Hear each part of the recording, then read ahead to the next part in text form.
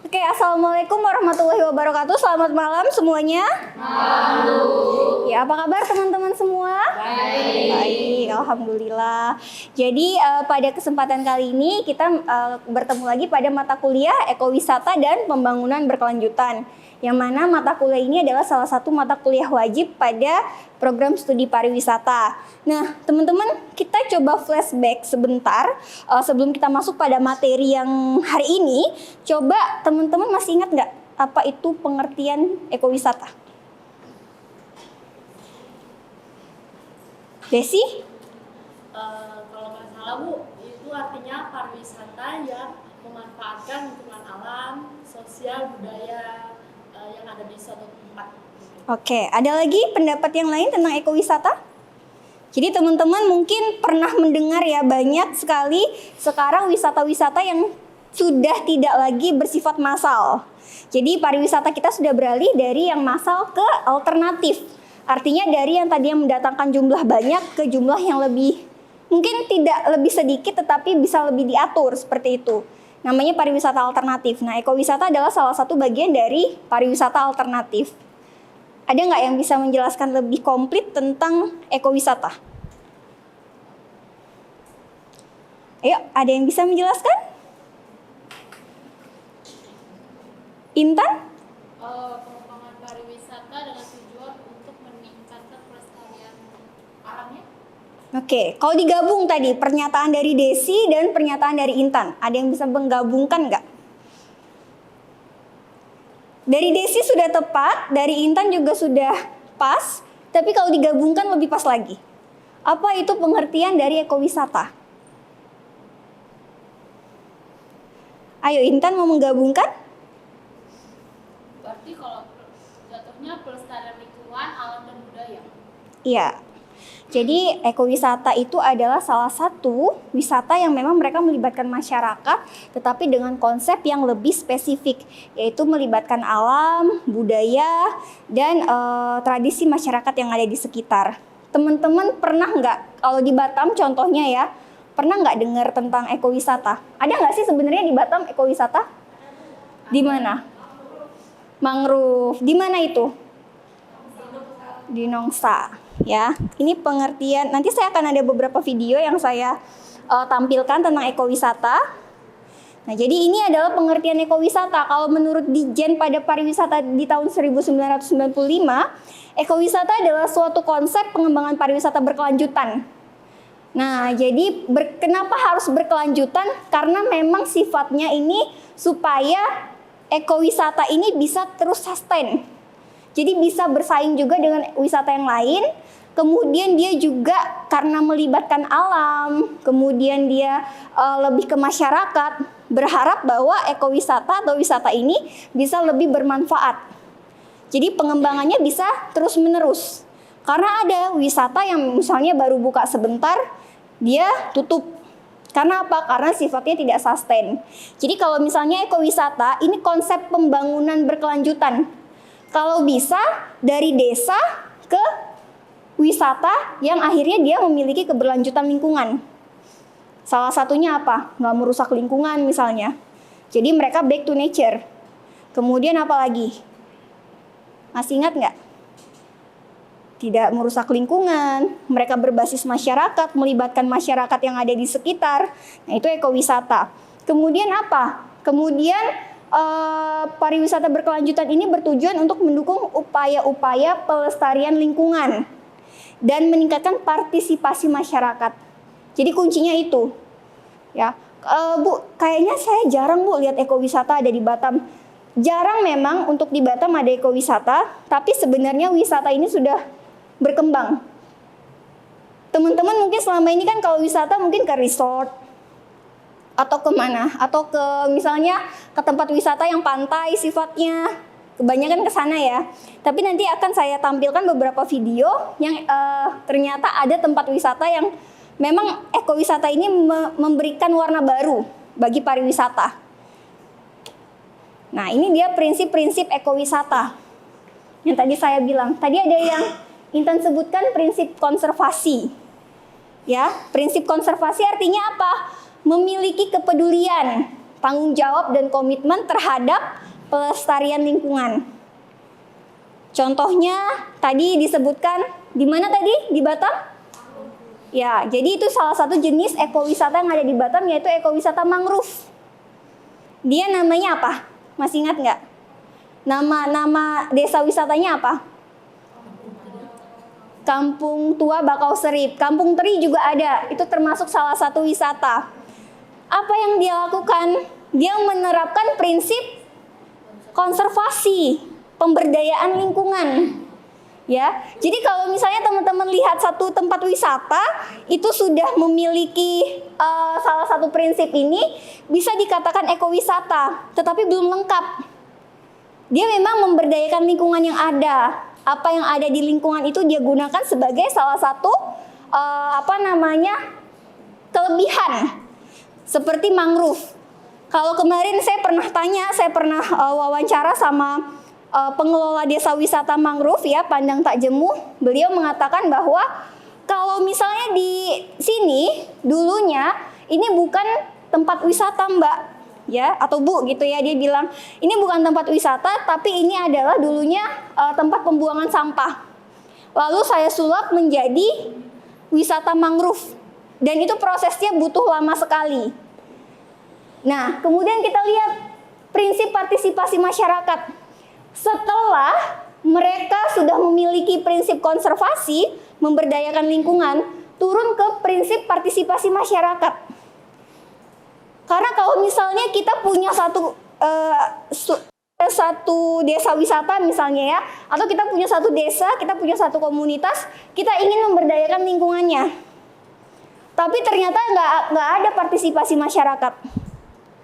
Contohnya di Bakau Serip itu pengelolanya bilang bahwa kalau di sini saya butuh waktu 3-4 tahun untuk meyakinkan masyarakat bahwa ini bisa dijadikan sebuah wisata.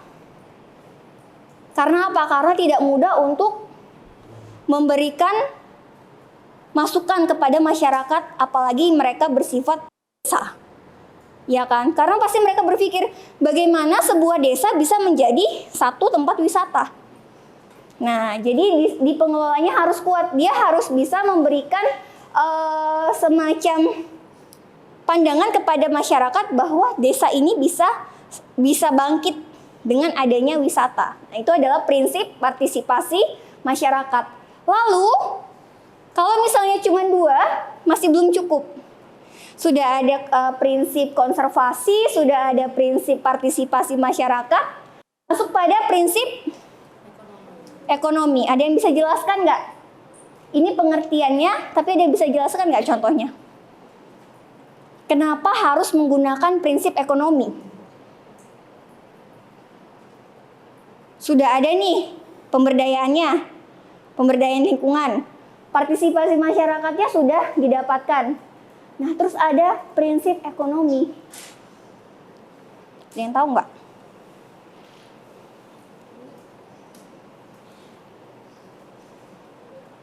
Ayo. Yang sudah pernah ke ekowisata di Batam siapa? Ada yang tahu nggak kenapa prinsip ekonomi? Oke, saya kasih clue. Apa deh?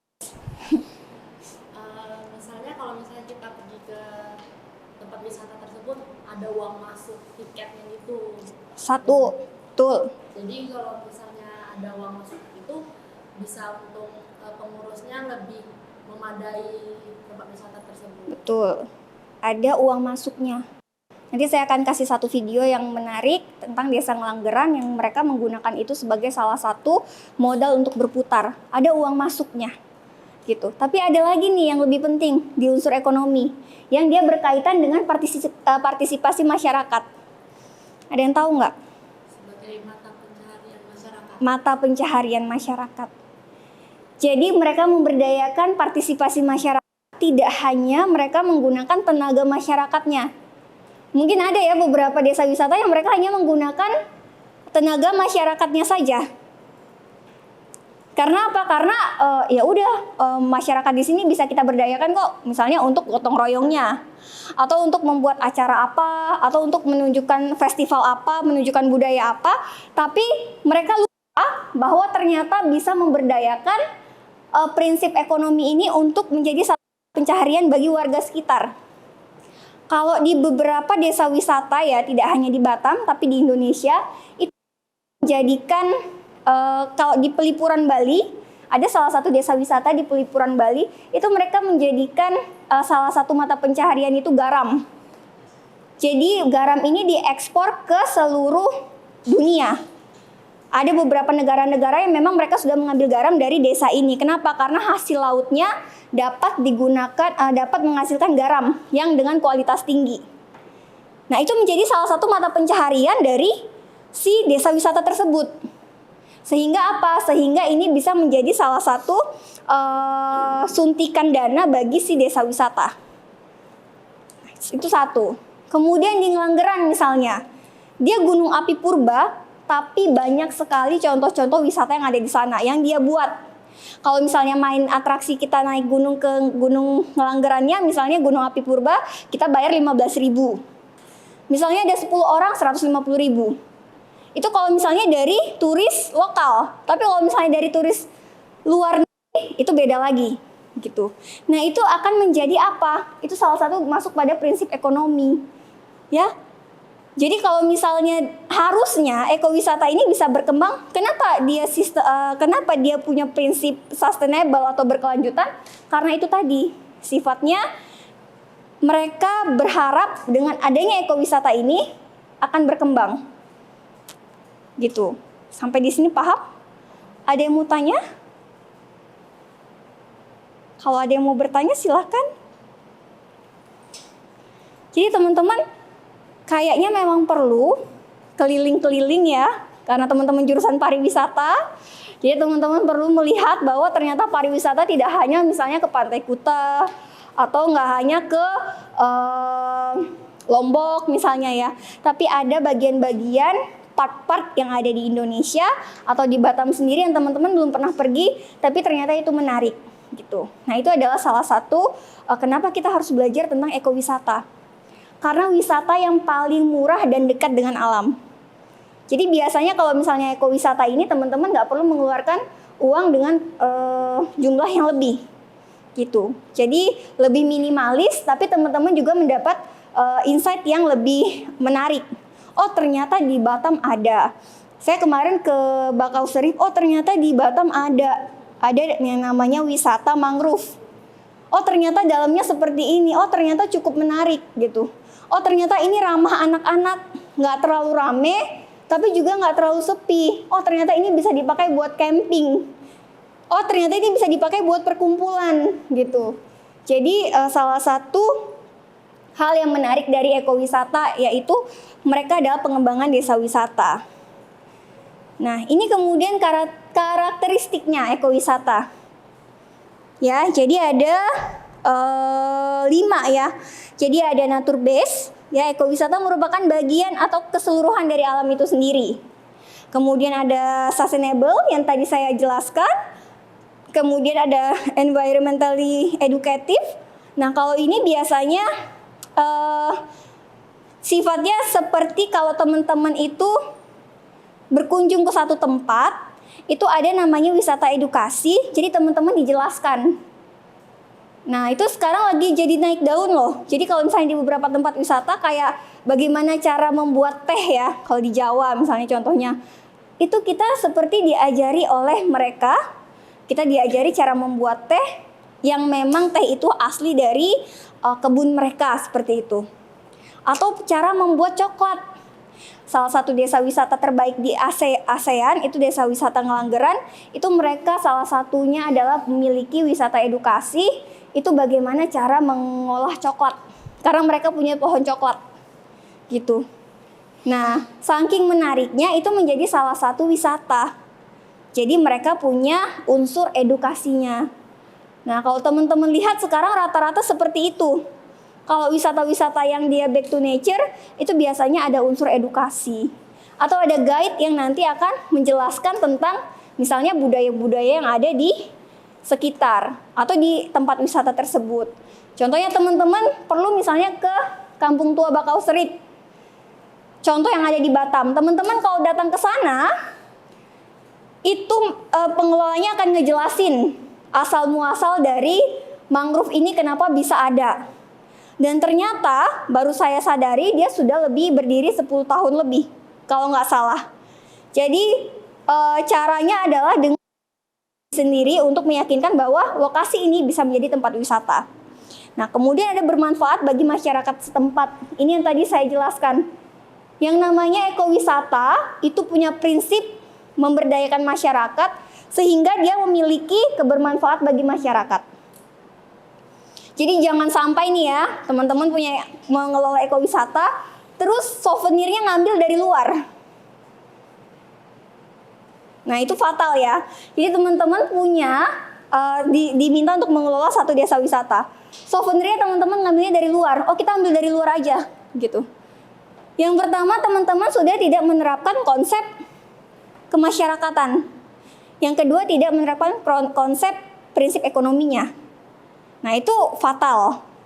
Jadi kalau misalnya memang teman-teman menjadi salah satu pengelola, teman-teman saya ingin merencanakan satu pariwisata yang berkelanjutan di desa wisata ini misalnya. Nah, apa yang harus saya lakukan? Yang pertama, selain teman-teman sudah memberdayakan masyarakat, semua aspek yang teman-teman jual, ya, itu harus dari sana, gitu. Jadi misalnya masyarakatnya diajari bagaimana cara menenun, membatik, membuat souvenir, sehingga ketika ada turis yang datang, ada transaksi jual beli, dan itu masuk pada perekonomian masyarakat sekitar, gitu.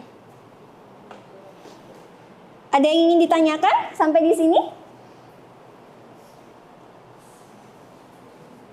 Intan, ada yang mau ditanyakan? Masih belum. Sampai di sini jelas ya? Ya, oke. Selanjutnya, ini adalah jenis-jenis ekowisata berdasarkan objek. Jadi kalau jenis-jenis ekowisata banyak. Tadi kan ada yang bilang mangrove ya.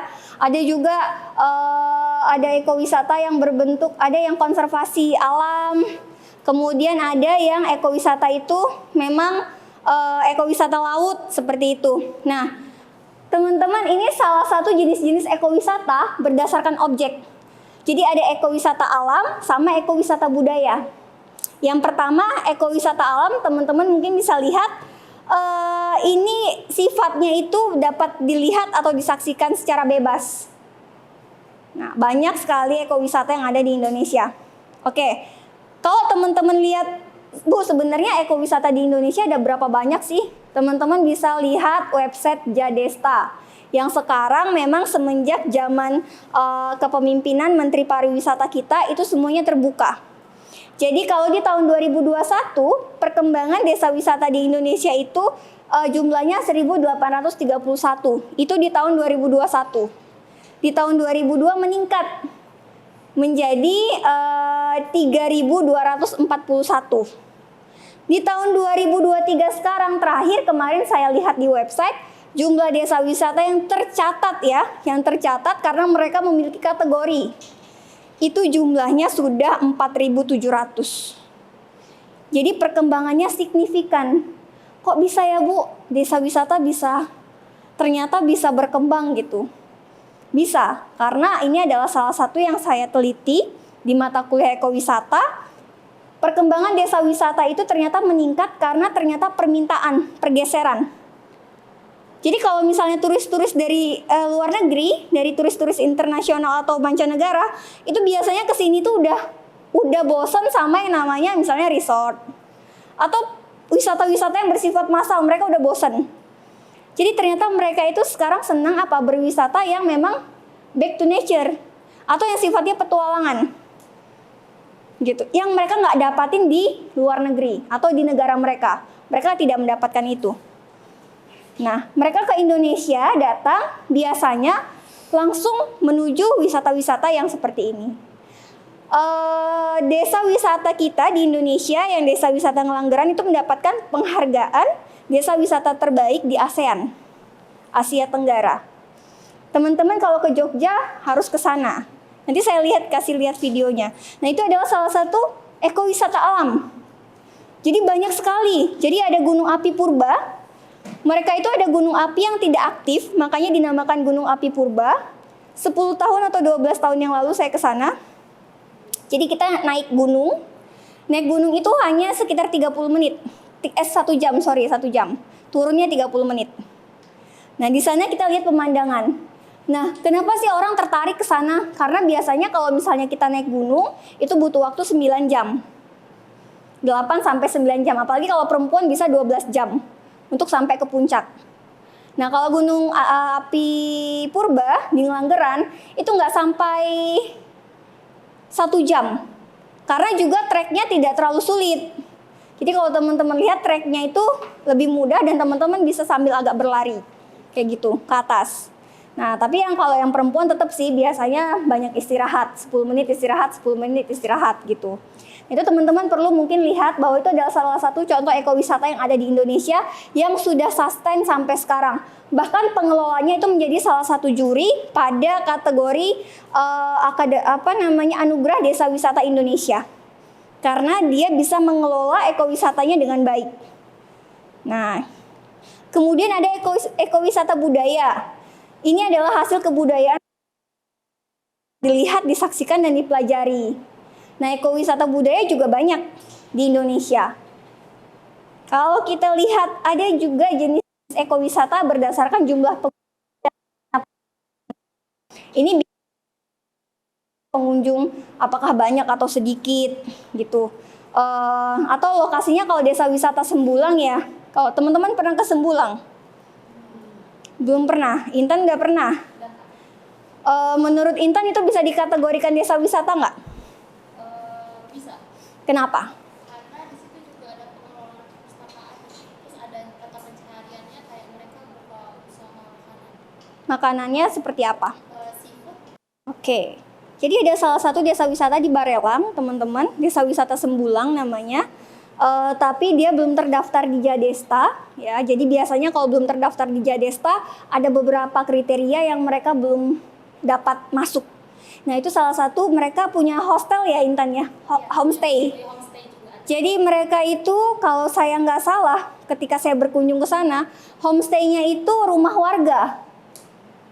Rumah warga yang ada di sana kemudian dijadikan homestay.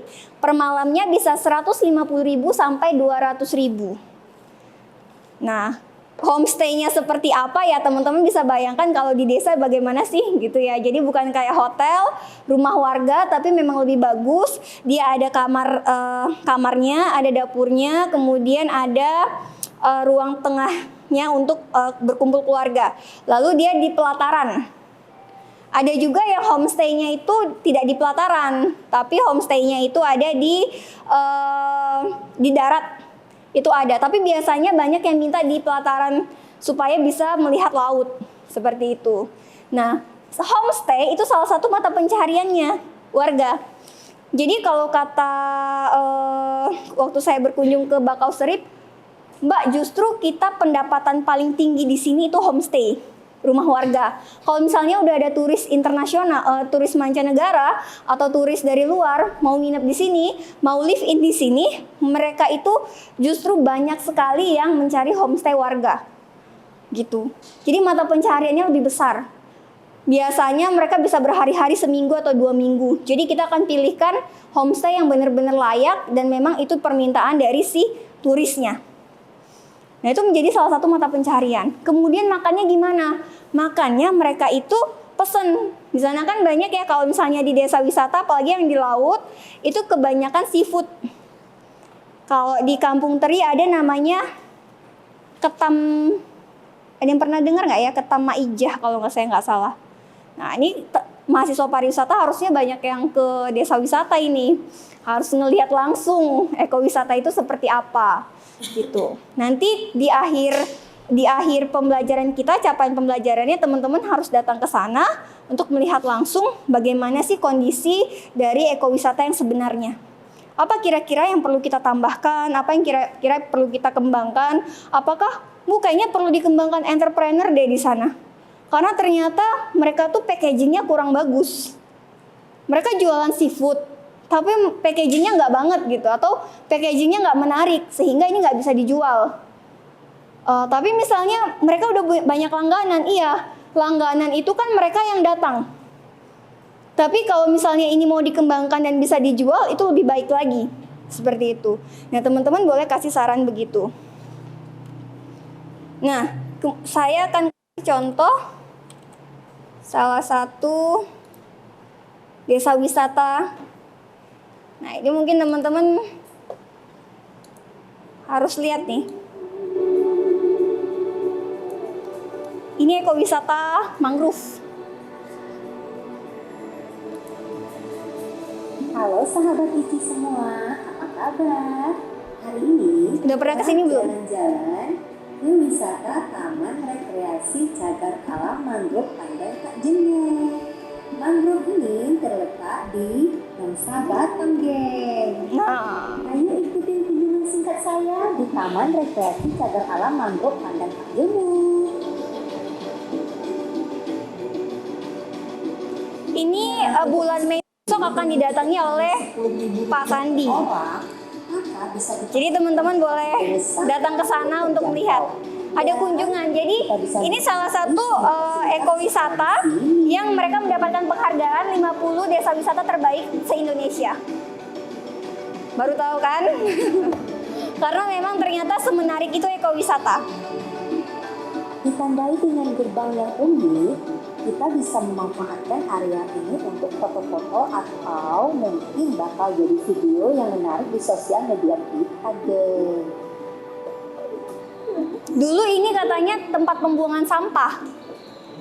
Jadi di sana itu ternyata masyarakatnya nggak yakin bahwa ini akan dijadikan salah satu ekowisata. Yang di sini menjadi unik, yaitu Ternyata salah satu pengelola yang tinggal di sana, mereka punya inisiatif. nah area ini Kalau misalnya ini dijadikan salah satu konsep ekowisata, ini akan bagus. Nah, jadi mereka menjadikan ini sebagai wisata mangrove dengan nama Pandang Tajemu. Nah, ini lokasinya.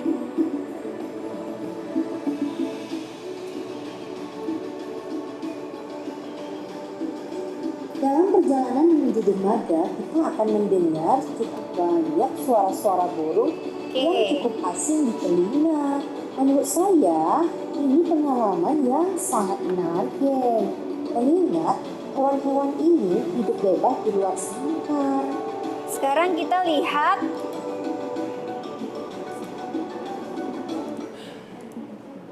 Nah, ini sekarang kita lihat desa wisata terbaik se-ASEAN. Nah, ini dulu waktu zaman saya masih di Jogja, ini menjadi salah satu tempat favorit karena memang konsep ekowisatanya dapat banget. Kalau dulu belum ada danaunya, sekarang udah ada danaunya. Nah, ini turisnya bener dari mancanegara kebanyakan. Nah, ini kita skip aja. Saya masih di Malioboro, tetapi sekarang saya sudah ada di Gunung Api Purba, Nah. Langgeran. Tuh tempatnya. Lokasinya. Gunung Api yang aktif pada 60 juta tahun lalu ini berjarak 25 km. Jadi dulu gunung apinya aktif. Atau Setelah sekitar itu 1 jam. gunung apinya sudah tidak aktif dengan lagi, kendaraan roda. sehingga ini bisa didaki. Gitu. Nah, dia kayak gini nih spotnya. Jadi trek untuk naik ke sana nggak terlalu susah. Rp15.000 untuk turistik, sedangkan Nah, untuk mancanegara 30.000. Ini yang tadi Desi bilang ada tiket masuk. Nah, ini yang dikelola sama mereka. Biasanya kalau datang ke sana itu nggak cuma 1-2 orang, tapi rombongan. Misalnya mahasiswa mau camping gitu ya, langsung 30 orang naik. Nah, kayak gini, dia treknya bisa lari. Karena masih banyak objek wisata di Langgeran yang ingin saya datangi. Ada medan seru di sini. Jadi medannya nggak sulit, gunung kayak Gunung Merapi, Gunung Lawu nggak sesulit itu.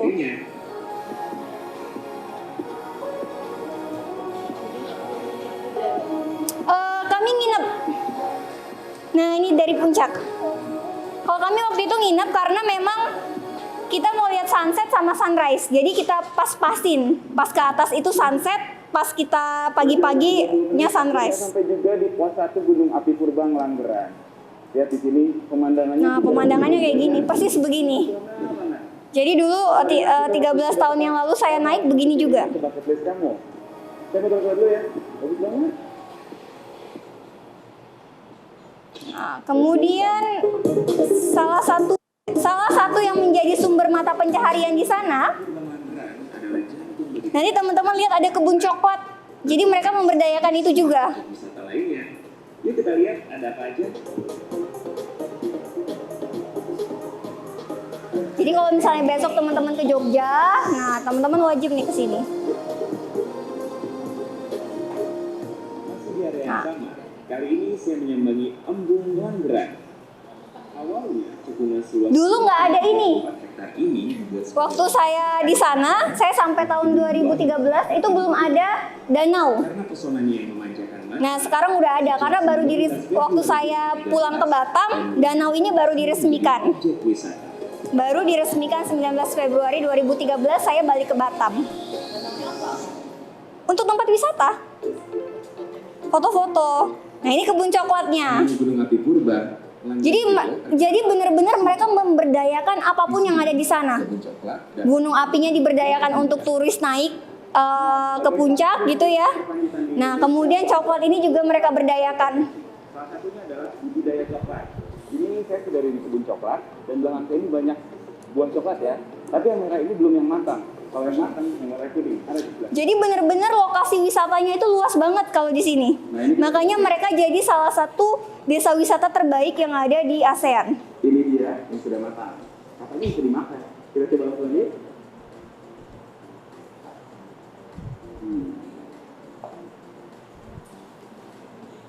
Nanti akan ada edukasi pengolahan coklatnya langsung.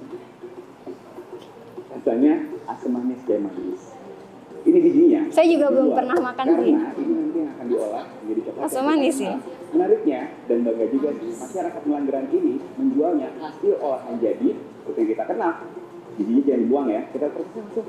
Nah ini dia akan ada wisata pengolahannya. Jadi nanti Kalau lagi pandemi. kita bisa melihat yang seperti ini di sana. Oh, nah. Gitu. Kalau di bahasa pariwisata mungkin kita kenal dengan gastronomi. Jadi kita ngelihat prosesnya. Tuh. Habis. Nah, ada satu lagi desa wisata, ya. Sejak kecil, aku ingin seperti papa. Nah, ini salah satu desa wisata yang ada di Bali. Dari desa terbersih dunia pada tahun 2000. Nah, kalau teman-teman ke Bali, ini desa wisata yang mendapatkan predikat terbersih di Indonesia. Jadi memang cantik banget. Dia bener-bener Melihat kehidupan sehari-hari warga di sini. bener-bener apa ya? Bener-bener tersusun rapi. Rumah-rumahnya, homestay-homestaynya. Tuh. Mereka punya pemberdayaan sendiri. Nah, ini yang tadi ada prinsip ekonomi dan prinsip pemberdayaan masyarakat. Jadi kalau misalnya udah ada desa, konsepnya kalau ada sebuah desa wisata, konsepnya adalah bagaimana wisata itu bisa sustain dengan masyarakat dan ekonominya. Wisata luar provinsi Bali. Itu terlihat dari banyaknya wisatawan domestik maupun internasional yang berkunjung ke desa ini setiap harinya. Selanjutnya, mari kita cari tahu apa saja daya pikat dari desa Panglipuran ini. Ini adalah desa wisata dengan predikat terbersih. Daya pikat pertama yang sudah jelas adalah kebersihan. Cantik dari ya. desa Ini biasanya Tidak bersih. turis-turis mancanegara daripada mereka ke Pantai Kuta di Bali, lebih baik mereka datang ke desa wisata Panglipuran atau pemutaran Bali. Kalau pemutaran Bali itu desa wisatanya itu ada di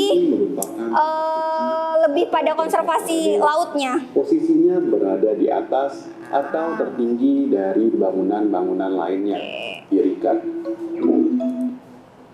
Oke, itu adalah pertemuan kita pada hari ini.